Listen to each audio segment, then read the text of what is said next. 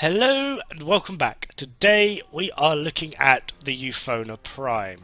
Now again, I'm a bit late on this one, and it's purely because, honestly, I hated this weapon with a passion. There was a video released called "Is it the most overpowered weapon ever, or is it completely overrated?"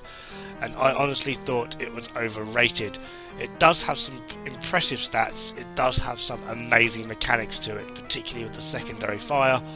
But I honestly just found the fact that it was at base on its primary attack 90% impact, and there was no way to get around that, was a massive downflaw. And it irritated me, it irked me. It's sort of like D are just releasing these awesome and amazing weapons, and suddenly they're just shoving it in your face that you can't do sod all with them because they're impact.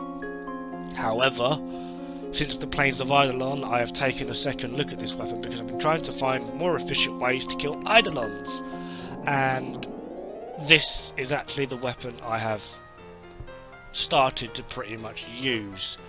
Now, I do have two builds for this. One that I've called a bit more of a balanced build, where I utilise both the normal and secondary attacks, and another build which is purely based on the primary, the normal, the left mouse, and I find it quite effective, so I'm hoping I can share that with you with a follow-up video on just how it works with Eidolons. Anyway, this weapon as a whole is, like I said, very impact based.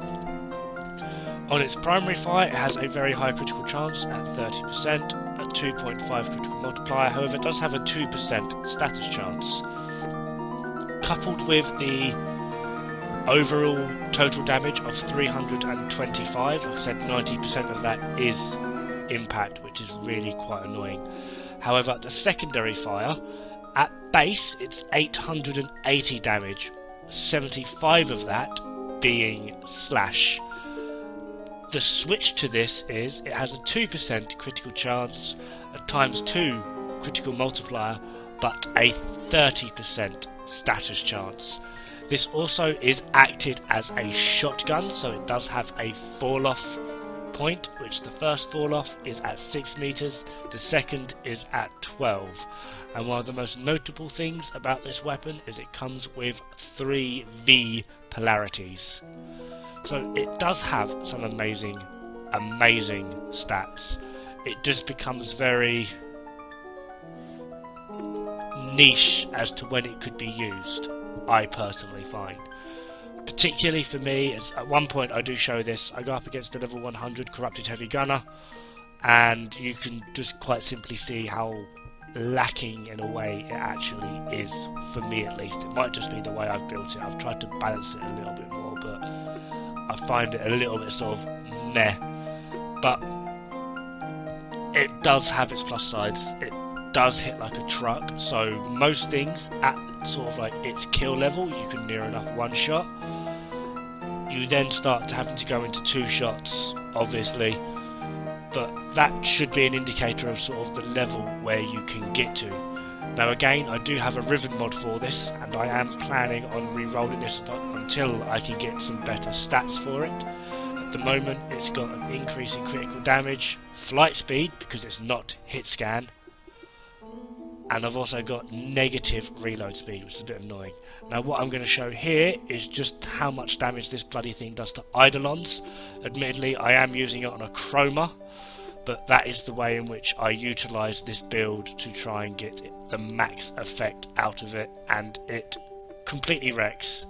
So that was 1 shot for the body part and 2 for the actual kill. Anyway, for the main build, I've got Hornet Strike, Prime Pistol Gambit, Prime Target Cracker, Lethal Torrent, Pistol Pestilence and Jolt. Now I would normally have Barrel Diffusion on here somewhere, but I've had to go with Stunning Speed to help counteract the negative reload speed on my Riven. So if you don't have a Riven, you might not want to actually go with Stunning Speed. Go with Barrel Diffusion and then perhaps Seeker, which could also be quite effective just to help maximise your damage output per shot, which is very useful, especially if you're planning on trying to utilise the secondary alternative fire, which is a very good way to go to actually get some of that EHP damage in. Now for the second build, it is largely the same. Does require an extra 4 mod, which is why I've got 4. The previous build requires 3. The main differences being I've basically skipped status altogether. I've gone for raw damage and crits. I've actually got barrel diffusion in there this time, as well as lethal torrent, and I've gone for primed heated charge just to get more damage. Anyway, that's me. Thank you very much for watching, and I hope to see you pretty darn soon. Ta-ra!